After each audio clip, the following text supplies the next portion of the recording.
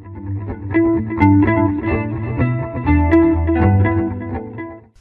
so before we get started, it's important that you have a working version of Autodesk 3D Studio Max so that you can follow along with this project. Our videos basically go through step-by-step procedures, and you're going to want to follow along with the videos, so you're going to want to download the software. So we're going to head over to www.autodesk.com, and we're going to simply click on the products link in the header here, and we're simply going to come down to 3D Studio Max and click on it. From here, we'll simply scroll down a bit, and we want to look for the free trial or download trial option here. Just go ahead and select your language and your operating system. Make sure you read and review this and sign that you have read and review it, and go ahead and click Install Now. And once you get that installed and running, you can continue along with the videos and start to work on the promotional project that we have for you.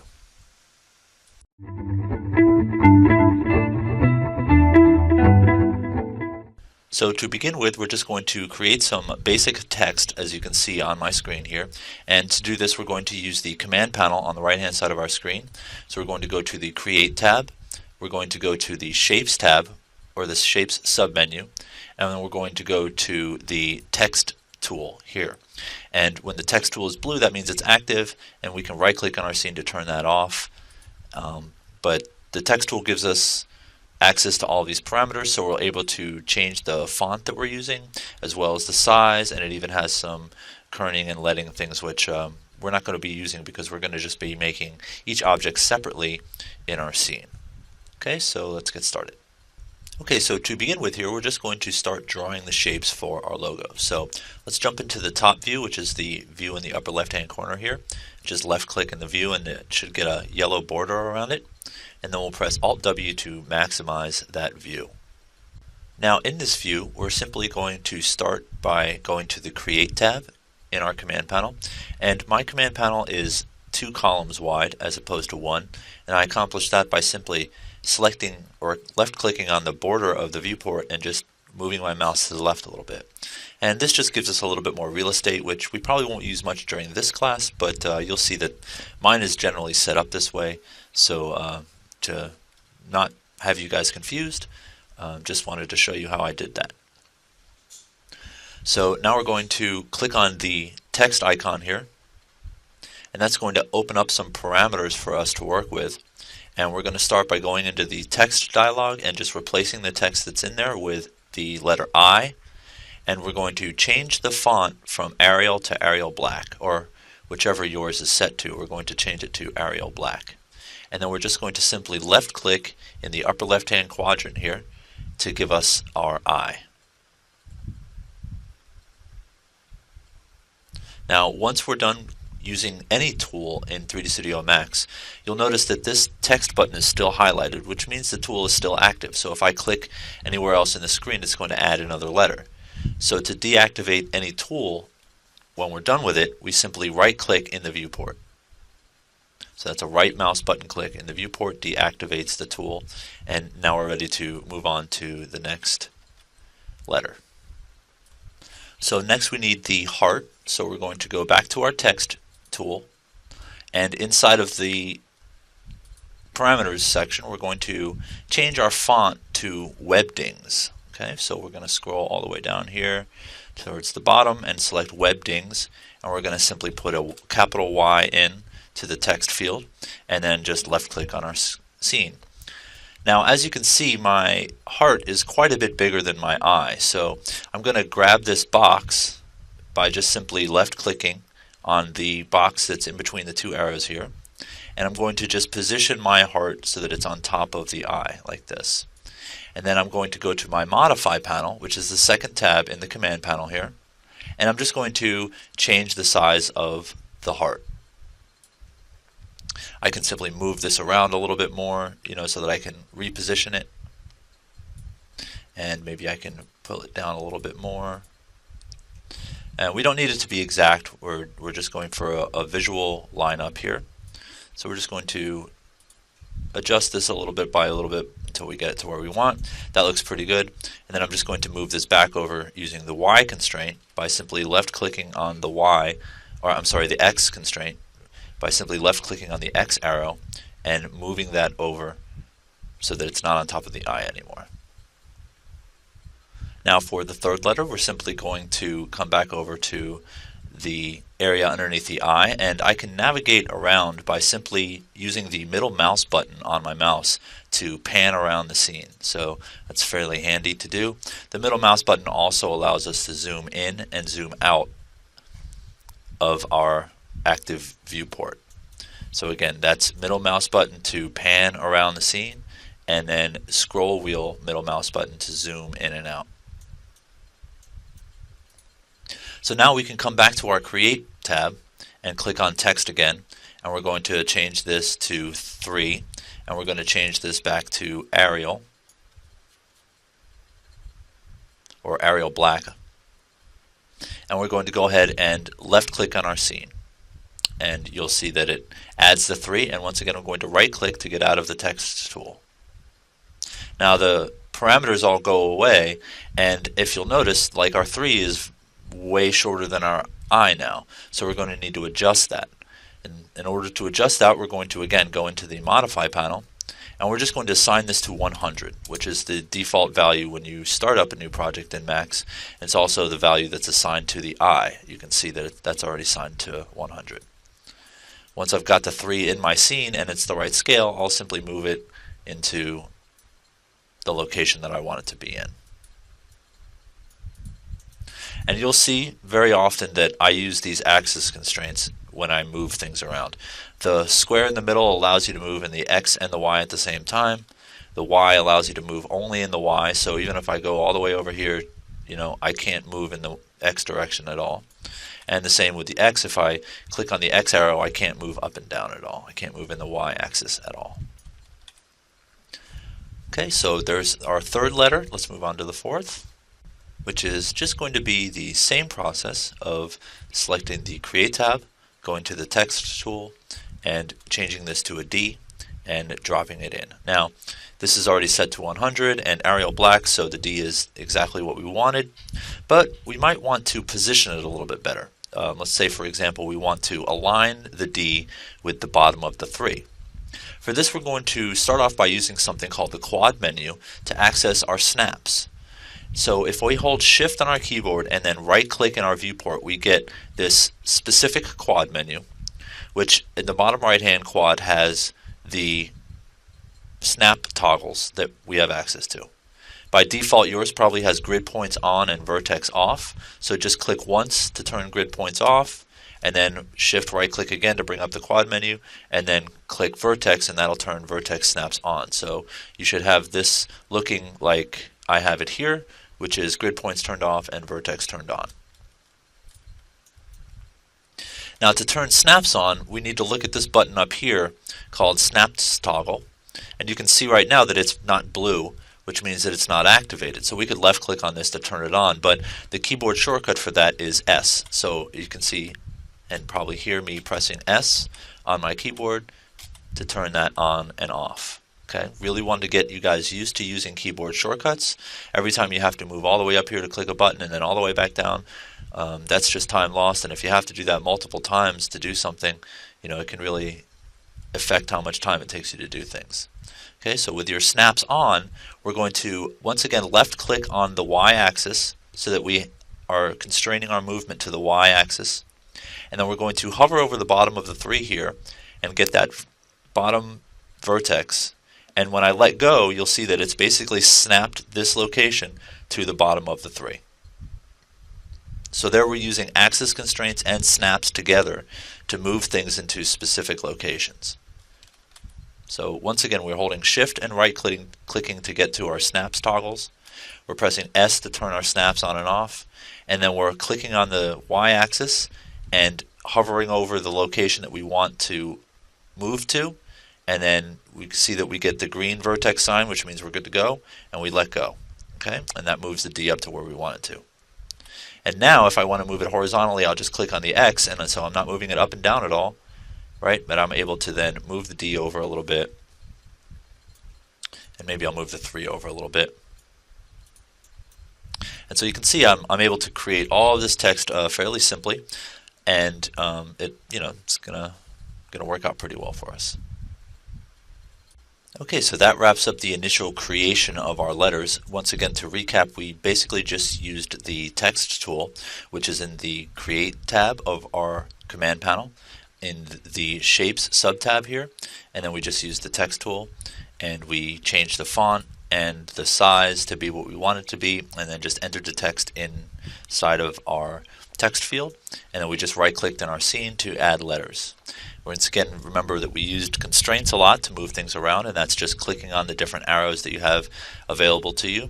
And also we learned to use snaps. The keyboard shortcut for that was S, and we also learned to change our snaps by holding Shift and clicking right-clicking in our viewport to access the Snap Toggles quad menu.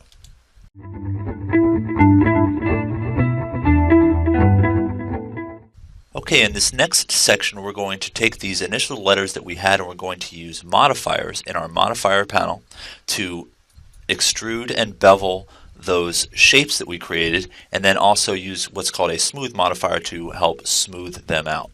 And we're going to talk a lot about the different settings that are inside of the bevel parameters, as well as the modifier stack in general, how to use the smooth modifier, and also the difference between an instanced modifier and a non-instanced modifier. Okay, so to take these shapes and make them into 3D objects, we're going to apply a modifier to them. So let's select all of our objects by simply left-clicking and drawing a box around all 4 of them. And you'll see in the modifier panel here, in the command panel on the right-hand side of your screen, that we have the names section says 4 shapes selected. If I just select one shape, it'll give me a name, and it actually shows all the parameters and everything because we have access to this text tool still. But if I select all 4 of them, I don't have any options down here, and I just have 4 shapes selected. So what I want to do in order to be able to create a 3D object out of all of these objects is to use the modifier list by clicking the down arrow here and going to the bevel modifier right here. Okay? And this adds a modifier on top of the text tools that we saw earlier. Now, we still don't see the text tools here, but again, if I select just one letter, we could modify the text underneath it. So if I were to make this bigger, or if I could even change this to a different font, and it would actually update the bevel above it. And that's the power of the modifier stack in 3 Studio Max, is that you're able to do those kinds of edits as you're working. There are some pitfalls, and we describe a lot about how all of this works in some of the more advanced classes here, but for now, if I can remember which font to put on here, we're just going to utilize all 4 of these at the same time and apply a bevel modifier to them.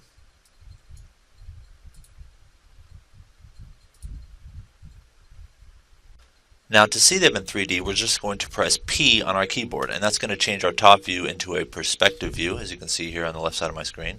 And then we're just going to hold Alt and use our middle mouse button to orbit around so that we see the objects in 3D.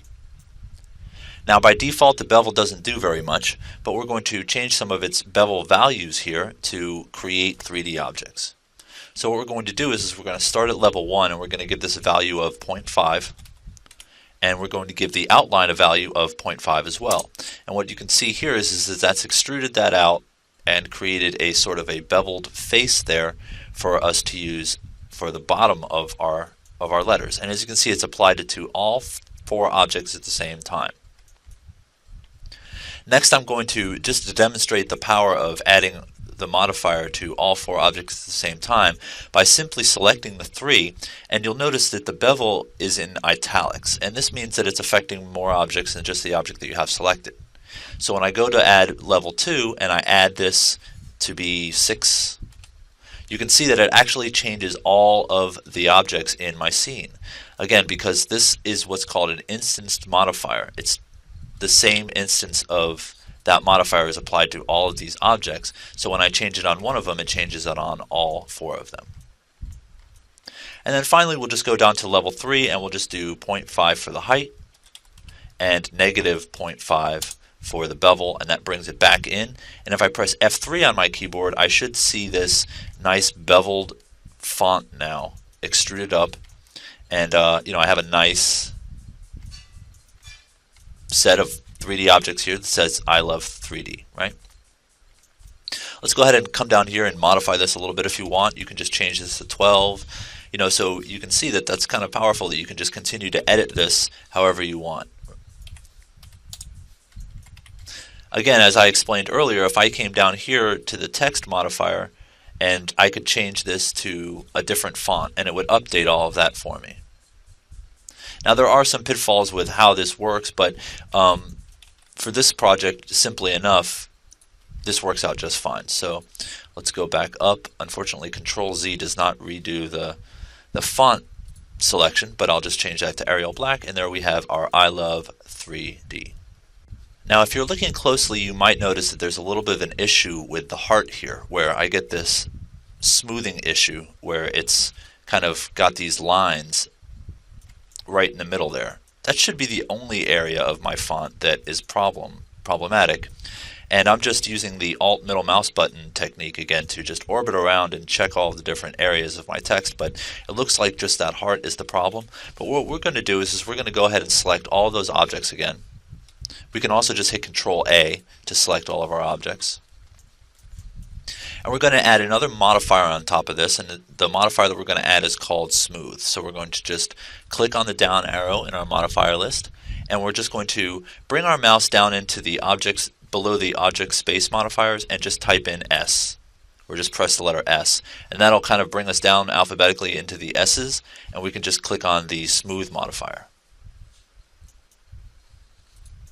Now if I deselect everything, you'll see that it's kind of made everything worse initially, and everything's very faceted now, like all of the different extruded edges of the D and the heart are all visible. So we're just going to simply select one of our objects and just go to Auto Smooth in the Smooth modifier. And as you can see, that's actually pretty much solved all of our problems. Now I usually, with these kinds of 3D fonts, just go ahead and put this up to 44.9, basically 0.1 less than 45, because the bevel is 45 and we want that sort of hard edge there on the bevel, but we don't want it anywhere else. So you can just do that by using 44.9. So that's the Smooth modifier, and that just helps us smooth that face out and get that heart looking nice and smooth and 3D. Okay, so that wraps up this section where we basically took these simple 2D shapes and beveled them and extruded them to be 3D shapes, and then used the Smooth modifier to add some smoothing to the objects to solve any of the smoothing issues that we might have had based on the font that we used. And again, to achieve this, we added the bevel modifier to the objects, which gives us bevel values that we can adjust, and we can increase or decrease the height at any time that we want to. We can go down to our text, remember, and we could even change this if we like 3R better than 3D. We could change that. We'll obviously just leave this at 3D. We can always just change the font later on if we wanted to. So lots of power in this modifier stack approach that 3D Studio Max uses. We can also change the bevel parameters to be any size we want. So if we wanted these to be really tall, we could make them really tall. Or if we wanted them to be really small, we could make them really small as well. Nice thin letters if you like. I like them to be kind of bulky, but obviously not as tall as I had them a moment ago. So lots of power in this modifier stack approach. You can edit and modify the values of a lot of the different modifiers, and a lot of these modifiers can be used to create extrudes and bevels, and in this case we use the Smooth modifier to help fix one of the issues that we had here with the smoothing of the heart in this section right here.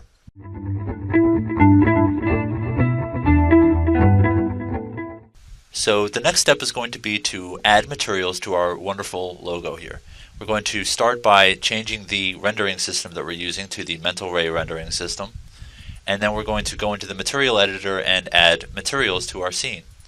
And when we're done, we'll have nice materials set up for our scene, and we'll have them applied to our objects. So we'll have a gray eye, a red heart, an orange 3, and an orange D. And we're going to do this by using what's called the Arc and Design material, which can be found underneath the Materials tab in the Mental Ray section called Arc and Design material here.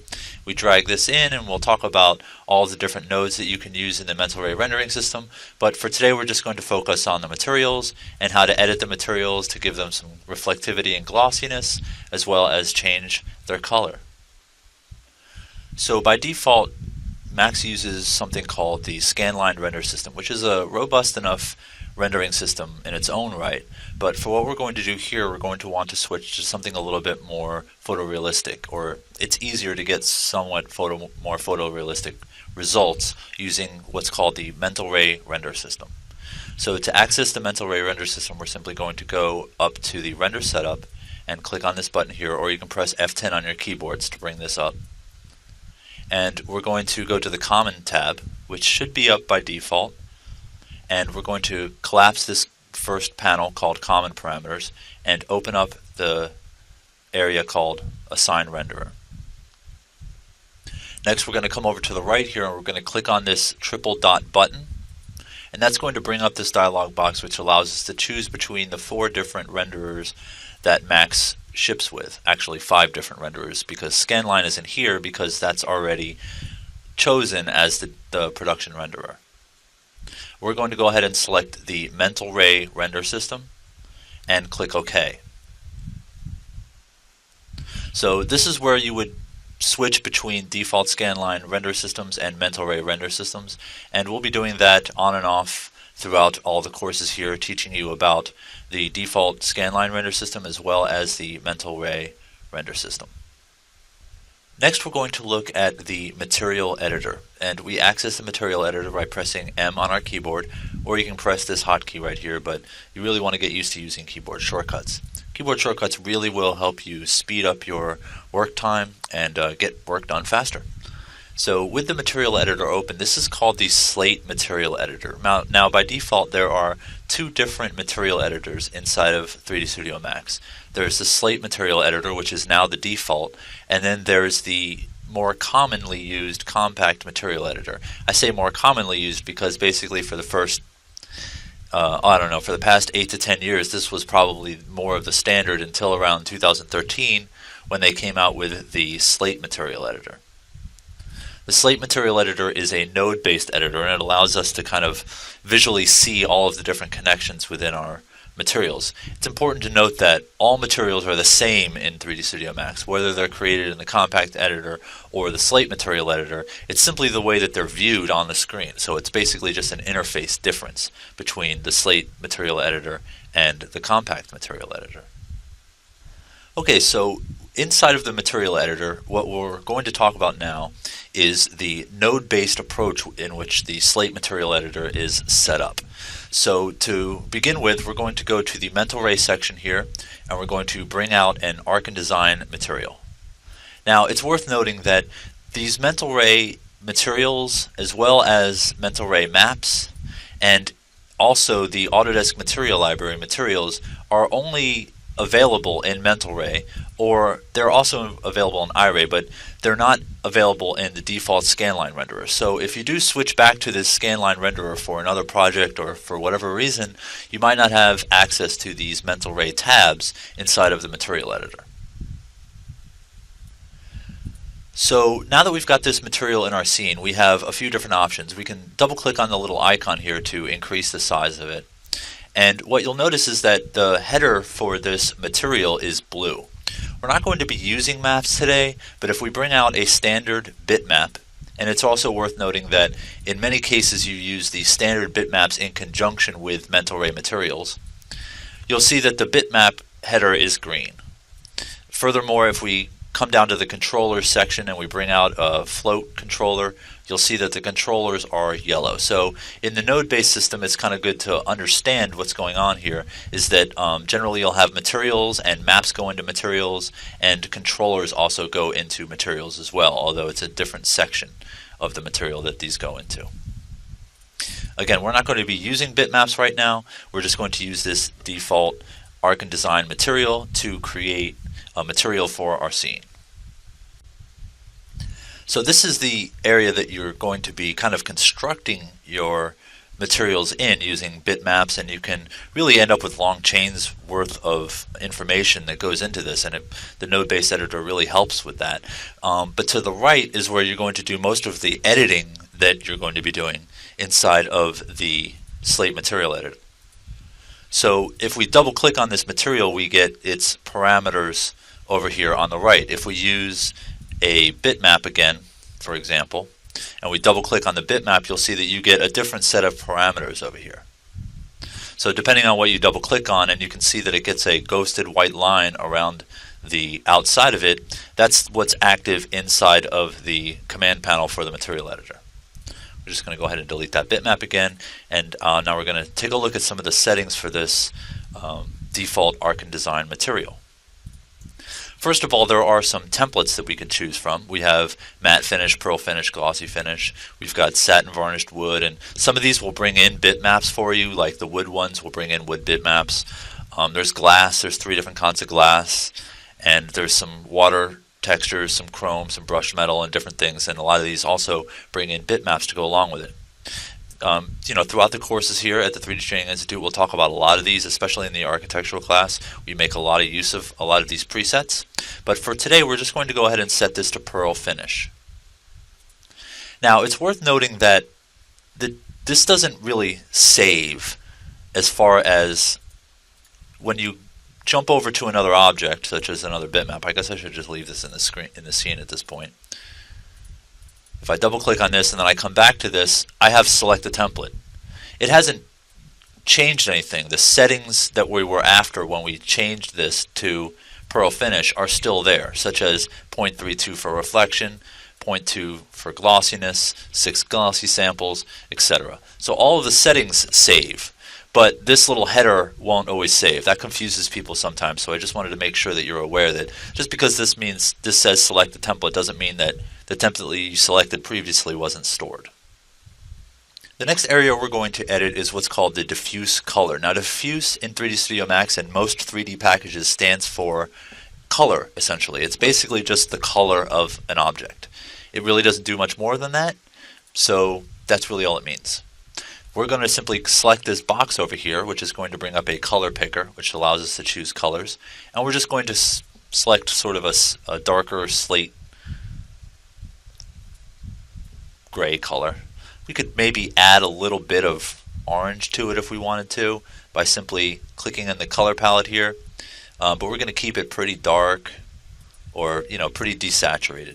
Okay, but just a little bit of warmth might be nice, but so it's not just a gray, it's a little bit of a warm gray. Maybe go a little bit more towards red if we want.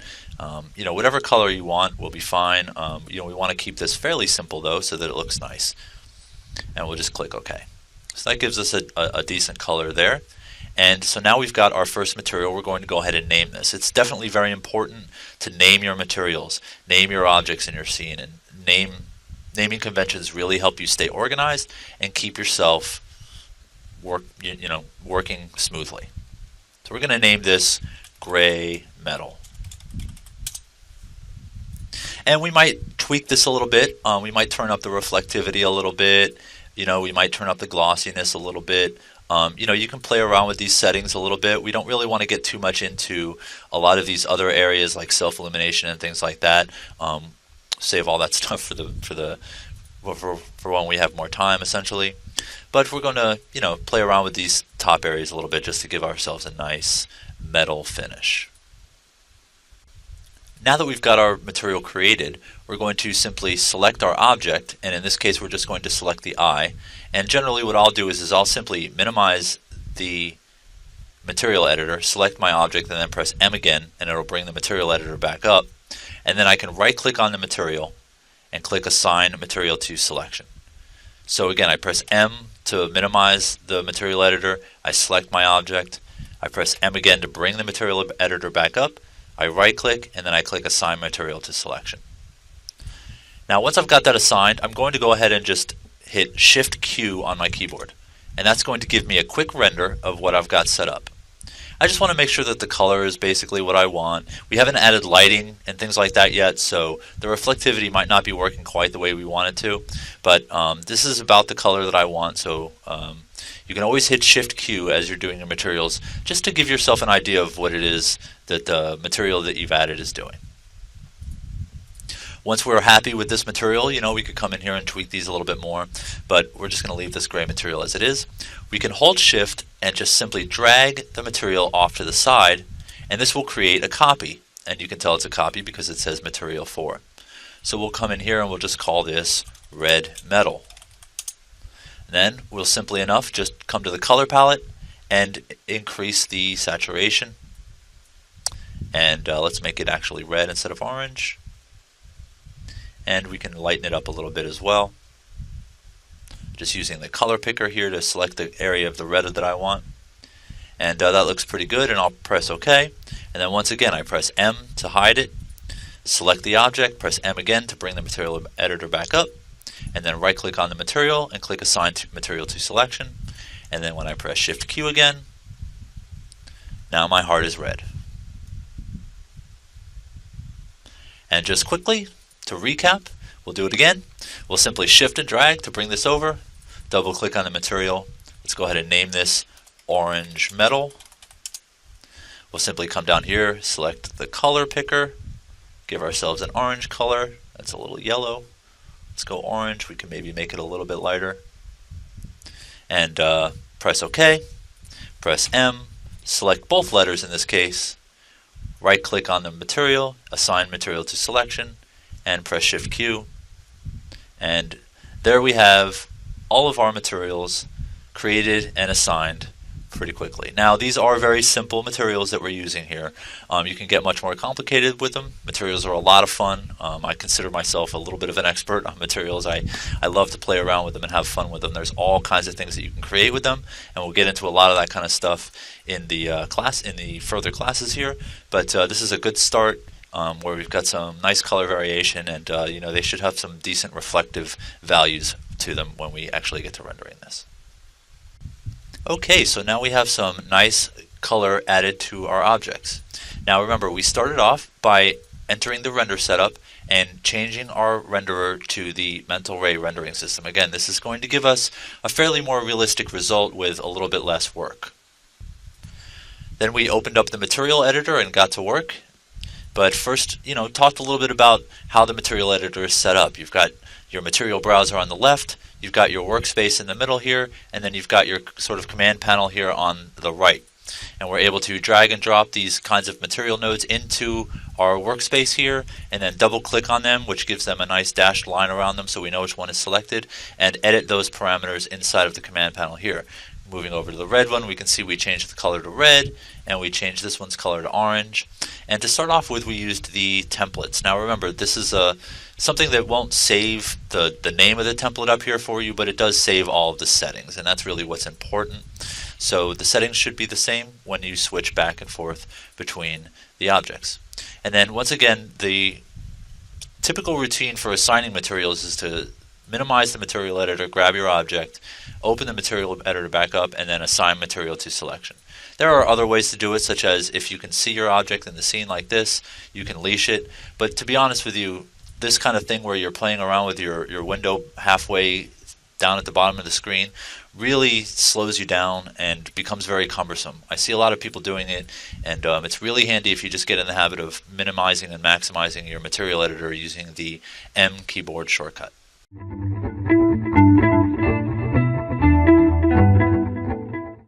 Next, we're going to just go ahead and create a ground plane for our scene. So we're just going to zoom out and use the Create panel to create a ground plane, as so. And then we're just going to zoom back in on our objects and go into the material editor, and we're just going to shift copy this material over and modify it slightly to create a ground plane material. And this will just give our object something nice to sit on top of. Next, we need to just add a ground plane so that we have something underneath the objects for the lighting to correspond with. So we're just going to zoom out using our mouse wheel to scroll out so that we can see a little bit more of our scene. And we're going to go to the Create tab just like we did for the text, and we're going to stick to geometry this time, and we're just going to click on Plane. and we're just going to left click and hold our mouse button down and drag out a plane across our scene like this. You can make it bigger or smaller as you like. I'm just going to go ahead and move this so that it's a bit more centered on my logo.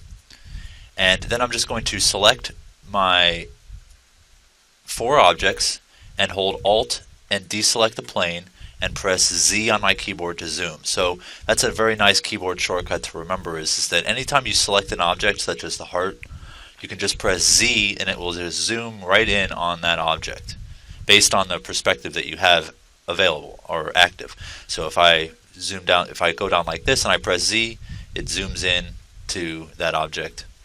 If I press this one and I hit Z, it zooms to that object, etc. So as I orbit my camera around using the Alt middle mouse button technique, which we talked about earlier, we can just simply select all of our objects and press Z, and it kind of brings them all into the scene. We can still use our middle mouse button to pan around and orbit around a little bit and get a nice view, but now we have a nice ground plane to work with. So again, we scrolled out, we went to the Create tab, we pressed Plane, and then we dragged a plane out from left to right. And then we selected our objects and hit Z to zoom in and then reposition slightly. And next we're going to simply create a new material for our ground plane. So once again we'll press M on our keyboard to bring up the material editor. Let's go ahead and just use our middle mouse button to pan over just slightly. And we're going to grab this gray metal that we have here and we're just going to shift copy this over. And we'll just go ahead and name this one ground plane.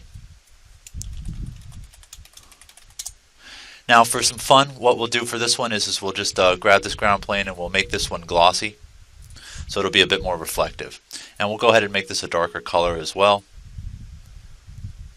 Maybe that's too dark.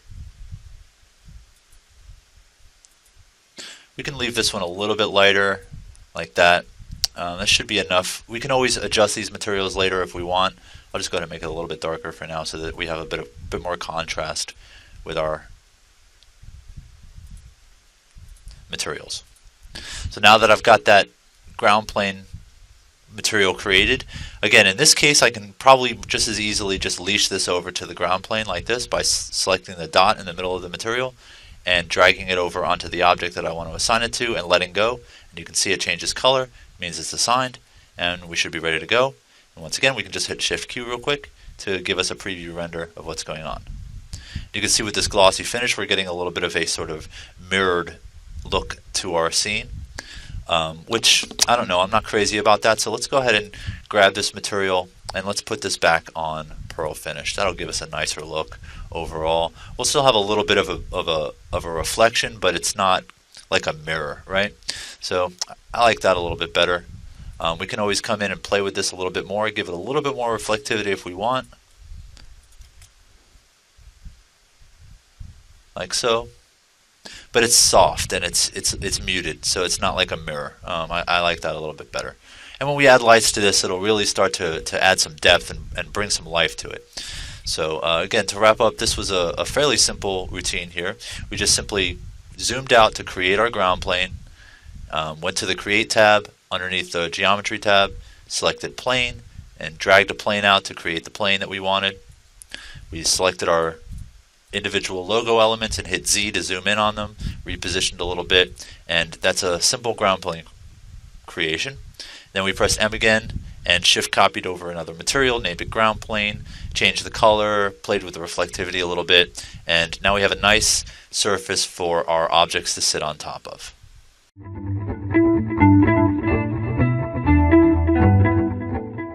So next we're going to add some simple lighting to our scene. So we're going to start in the Create menu and talk a little bit about the difference between photometric and standard lighting.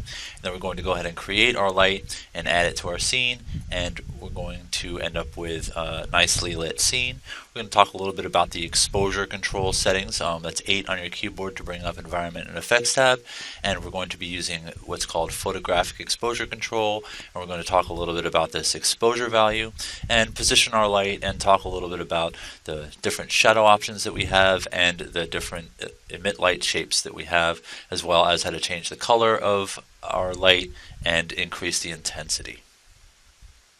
So for lighting, we want to go back over to the Create tab, and instead of using the Geometry or Shapes tab, we want to use the Lights option here, which is the third button from the left. There's also a pull-down menu that contains photometric and standard, and this is an interesting little tidbit here is that by default most scenes in Max are using the scanline rendering system. However, by default the light tool wants to create photometric lights. If you're using the scanline rendering system, you'll want to use the standard light type. However, since we're using mental ray, we want this to say photometric. This will just give us real-world lights to work with that give us much better lighting calculations. Now, to create a light, we simply activate the free light button, and this is going to initially ask us if we want to set up the scene for photometric exposure control, or I'm sorry, photographic exposure control. In this case, yes, we want to click yes. We want to use photographic exposure control. This will change some settings in the Environment Effects tab, which we'll talk about more in the more advanced classes. Next, we're going to just go ahead and drop this light into our scene. And you can see that your scene should basically turn fairly dark in this case. It might not be quite this dark in your case, but it probably is.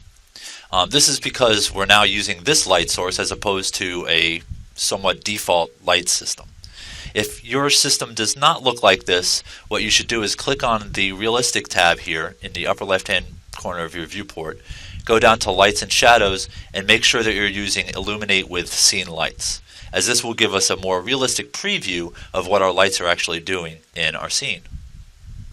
Now obviously this is not how we want to light our scene, so we're going to start by simply selecting the Z-axis or our Z-axis constraint and moving our light up into our scene, and you can see that it starts to illuminate the ground plane a little bit better, and then it starts to illuminate our letters quite a bit better. Now once we've got this in a somewhat realistic spot, I mean, we might be able to bring it up a little bit higher.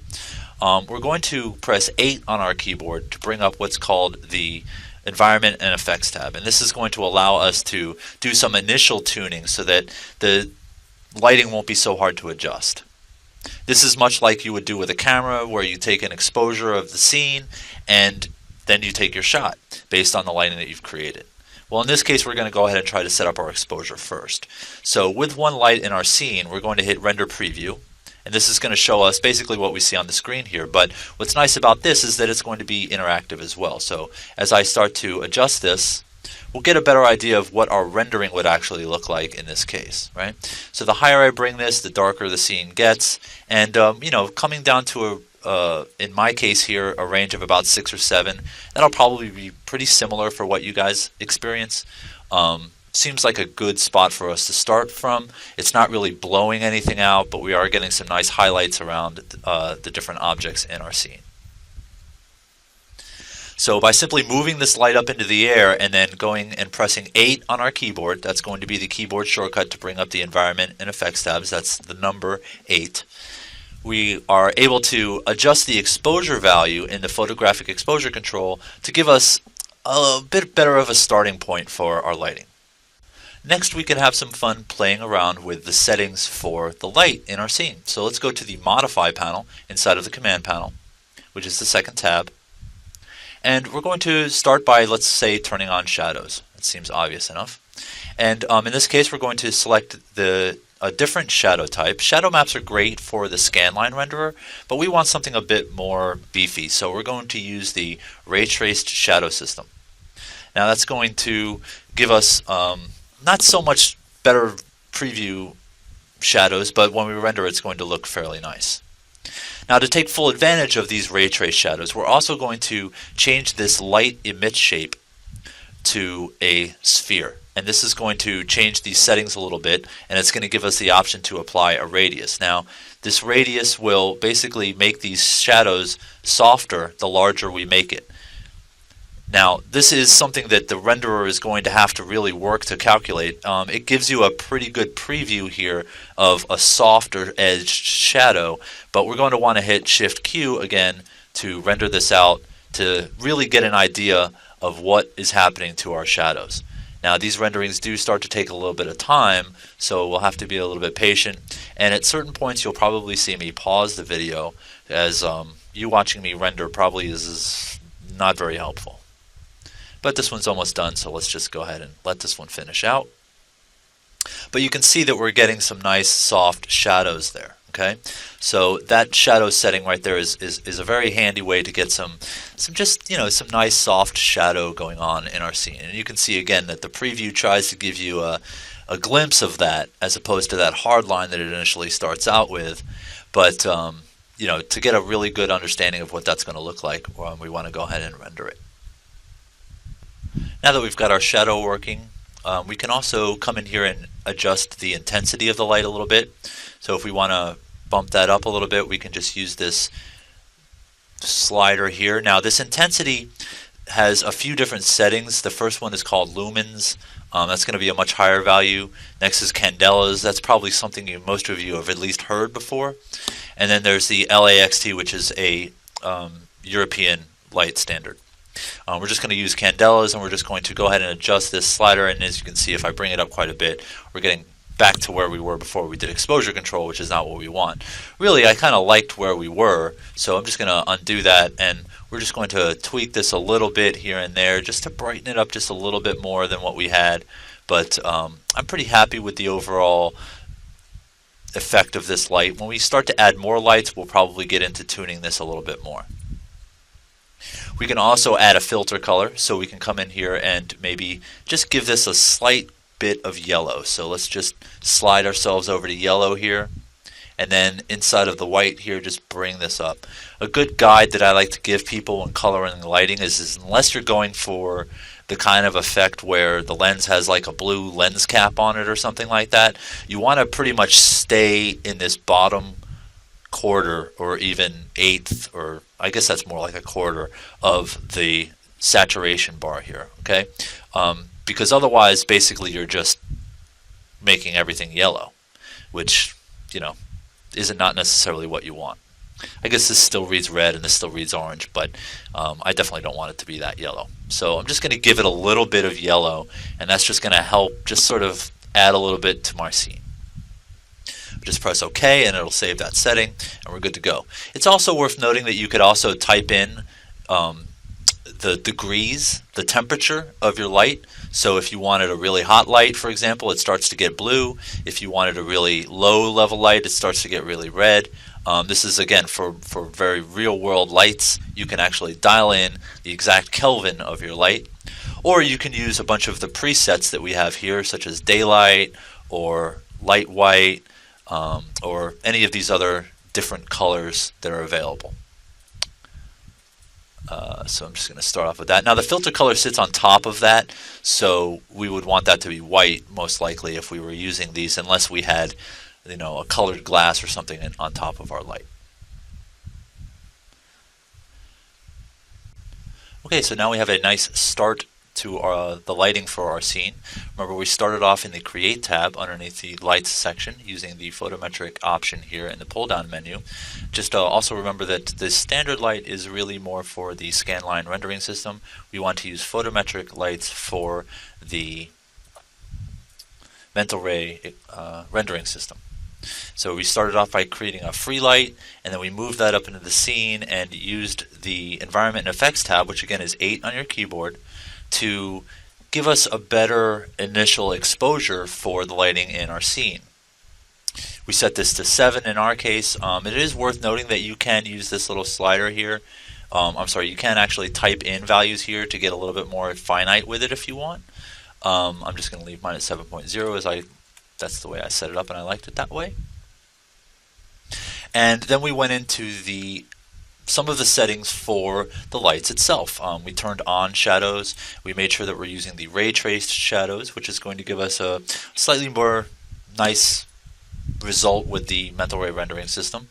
Again, the shadow map is great for the scanline rendering system, but for the mental ray rendering system, we can take advantage of ray casting a little bit better, and especially using this emit light from shape and turning it into sphere and increasing the radius, we can get some nice soft shadows around the edges there, which is just a nice feel. Again, you'll want to render it, as the preview is really just a preview.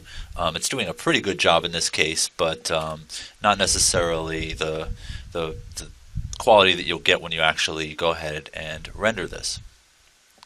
Then we talked a little bit also about the color filters that you can add to lights. So once again, you get the color selector when you select on this little box. And we talked about the difference between lumens and candelas and LAXT. And generally we're just going to use candelas and just increase this or decrease this to give us more or less light in our scene.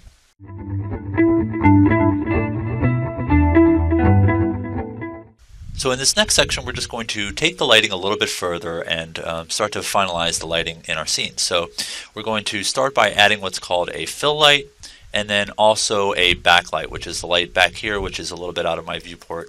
It's this guy right here. In this process, we're going to just talk a little bit about 3-point lighting and how that's set up, how the fill light is not used really to light the scene so much as it is to just light the areas of the scene that are void of information, that are black essentially, because generally you don't want black areas in most scenes. I mean, you can have some black, and there's definitely art forms that use a lot of black, and there's nothing necessarily wrong with that, but it's always good to at least understand how to create well-lit scenes regardless of what your art style might potentially be. When we're doing the backlight, we're going to go ahead and fill this one with red, as you can see here. So, we'll talk a little bit about that. And we'll also talk about far attenuation with this light so that we can kind of control how this light falls off in space. As opposed to just using a real-world algorithm, we're going to kind of cheat that a little bit and use what's called attenuation to create this sort of effect. So to start off with, we're just going to move this light back a bit in the y-axis so that we can see the bottoms of the letters a bit, and then we're going to move it over a little ways, and we might move it up some. And as you can see, as we move it up and further away, things start to get darker. So we're going to have to adjust things a little bit to get them to look right. But we want to use this as what we're going to call the key light. So let's go ahead and name this our key light. And this way we know this is the key light for our scene. Now, again, we've adjusted this a little bit, so let's bring this up just a little bit more, and let's go ahead and make it brighter so we can kind of bring our exposure back up to around where it was. But we're still missing some light back here now as it's fairly dark, and so we'll want to add some more lighting, and this is where we're going to start to talk about what's called the 3-point light setup. So the 3-point light setup usually consists of a key light, and a fill light, and a backlight. The key light is going to give all of the main objects in the scene the light that it needs. And the fill light is going to fill in most of the areas that the key light does not hit. Generally, you'll be working in a more enclosed area, and you won't necessarily need a fill light in that case, though a lot of people do still use them. Especially if you look at portraiture and things like that, I don't know if you'll see it, but most of those kinds of lighting situations use a fill light to light the side of the face that isn't being directly lit by the key light. That way you never see any dark spots when you're looking at like a glamour shot on the model's face. So to create a fill light, we're simply going to take this key light and just shift copy it over to the right. And we're just going to make this a copy, but we'll go ahead and rename this as we're copying to fill light. Now, since we copied the key light, this is probably a little bit more light than we actually want, and we can also go ahead and reposition this slightly, as we don't need nearly as much light on the tops. However, we could probably also move it back a little ways so that we can start to light the heart a little bit more, but we don't want to lose this corner either, so we move it back out a little bit like this. And so now you're really starting to see that it's filling the areas of the scene that the key light is not hitting. Furthermore, we might want to bring this key light over just a little bit more so that we're getting more of the sides of the eye, for example, maybe back a little bit more. So positioning lights can be tricky, but it's not difficult. It's just moving lights around to kind of spread exposure where we want it. Now, we might take the white color or the yellow color off of this, for example, or we might add different colors, which we might do for the backlight in a moment. And we'll probably want to tone this down a little bit, as we don't want this to be lit more than the key light, which right now this is actually lit more than this area here.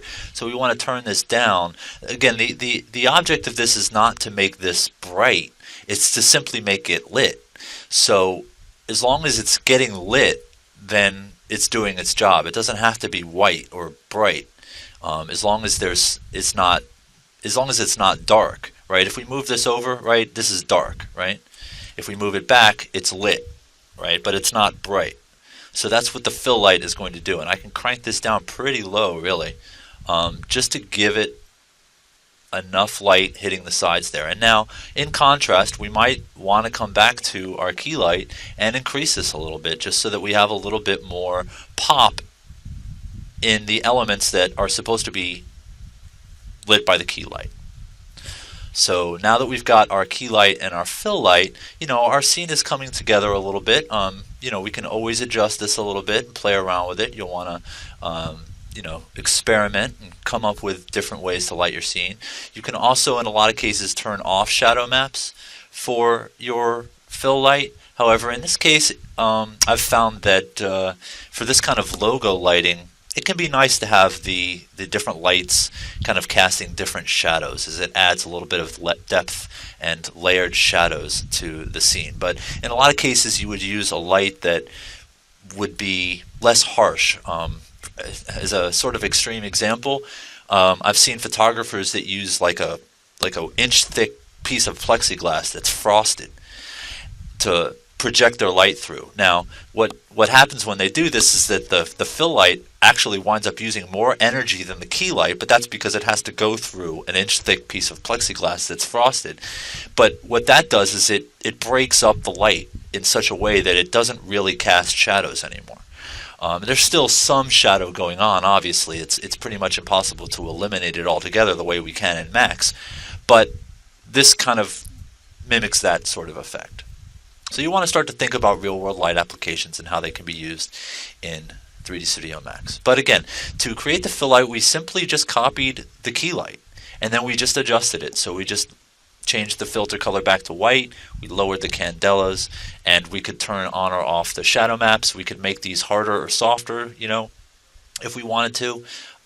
Any number of different things that you could do to kind of separate the two different lights can be helpful, but at the same time you don't want it to be super apparent that you've got these lights doing exactly what they're doing. You want to leave a little bit of mystery. So next we're going to go ahead and create the backlight. So we're just going to select the fill light, and we're just going to copy that to the back here. And I've lost view of that light, unfortunately. I'll just go ahead and press Alt-W on my screen to bring up the quad menu again, or the quad views again. And I'm just going to orbit around in this other view here, and I'm just going to use this to position it initially. And as long as it's visible in my scene here, I can go ahead and bring this back up and position it using the full viewport here.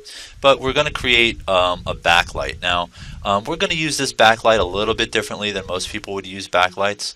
We're going to use it to sort of add some red glow to our scene. So we're going to simply start by selecting the fill color here and going over, making sure we're on red, and we're just going to increase that all the way to red so that we get a nice sort of red glow on our scene. And we can also start to play around with the intensity of this light to make it a little bit brighter.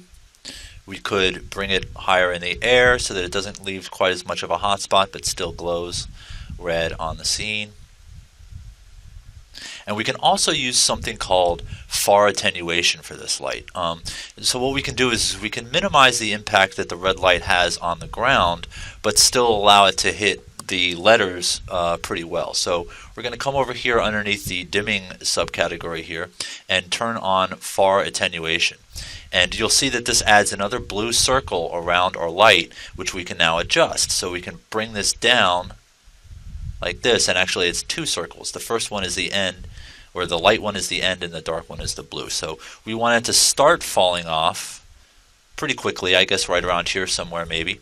And then we want it to finish falling off down around here somewhere. So now you can see we can control how much of the scene that light is actually hitting. So now we're able to confine that red highlight on the floor into this area here. At the same time, it still falls off to black, so we don't have like a sharp line or anything, but we're also using it to create some nice back highlights on the tops of our remaining two letters back there. Maybe I'll slide this over a little bit more so that it's a little bit more even spread on the heart there. Just play around with the position of this can really make a bit of a difference. And that's basically all we need for our fill light. Now I forgot to rename this as I was copying it, so I'm just going to come up here and call this backlight. And that should be good for the lighting in our scene. Let's go ahead and do a render and see how this looks. Once again, in this case I'm going to go ahead and pause the video, as you don't need to see me rendering. So I'm just going to hit Shift Q and it's going to bring up the rendering, and you can see it start rendering, and I'll just pause. And through the magic of video, bam, it's instant rendering. No, it took 45 seconds to render that, which isn't too bad. But, we've got a nice soft red light on the back here, and we've got our key light lighting this area, but our fill light is also just making sure that we're seeing some information in these darker areas of our rendering. So that's going to be the lighting that we're going to go with for this. So, it's looking pretty nice. Feel free to adjust them, change the colors a little bit, but try to stick within this basic color palette and try to not necessarily copy exactly what I've created here, but get it fairly close. Okay, so that wraps up lighting for this project, and once again, to finalize the lighting, we simply created a fill light and a backlight, which is the light back here that's casting that red glow on the top of our eye and onto our heart there.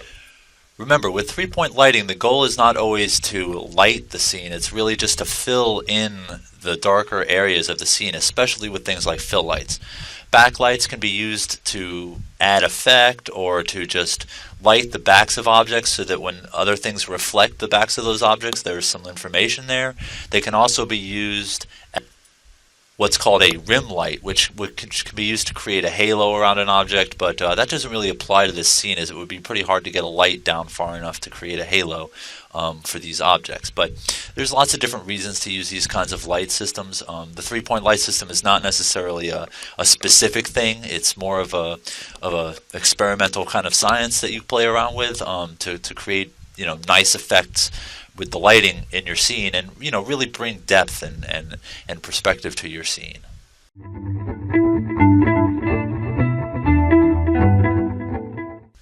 Now in this final section, we're simply going to kick out a nice render of our I Love 3D TI logo or text here. So to start off with, we're going to go back into the render setup, which again is F10 on your keyboards, and we're going to go ahead and change the output size to HDTV all the way down at the bottom.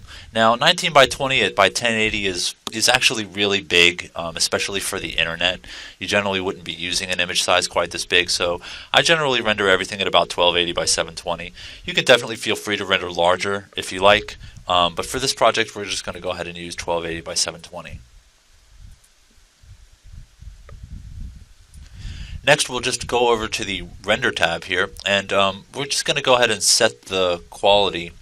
We're just going to change this basic quality here to the classic / ray traced sampling mode first, and we're just going to change this to 1 and 16. Now this is going to increase our render times quite a bit, but it is going to smooth out any issues that we have with any of our lighting or any of our reflections. These are good basic settings to go with for the most part for rendering these kinds of images, especially when you start to increase the render size. You definitely want to think about adjusting these. Now obviously both of those increase render time, so you want to be careful with that. You want to make sure that you have time to kick out the kind of render that your client wants, but for this project it shouldn't be much of a problem. And now with all those settings set, we're pretty much ready to go. So once again, this will be my final rendering, so I'm just going to go ahead and click render, and I'll pause the video while it renders. And once again, through the magic of video, the rendering is instantly completed, although this one took almost 3 minutes. So larger render size, slightly larger rendering quality. You see a lot less graininess in the shadows now, and much nicer quality overall, much nicer big image. So that wraps up the rendering portion here. Just a quick little session here where we just change the render settings a little bit by going into the render setup dialog box and starting in the common tab and changing our video output size to HDTV, and 1280 by 720. Actually, it looks like I rendered it large, so yours probably won't take quite as long as mine did. And then simply going over to the render tab and changing these settings to 1 and 16, remembering to use the classic /ray traced method. That's just the more traditional one. The newer version is the unified ray traced, but for simplicity's sake, we're just going to use the classic and ray traced option, and we're using minimum and maximum of 1 and 16. Then we just simply rendered. And I, for one, I'm pretty happy with the result. So I hope you guys had a similar rendering quality.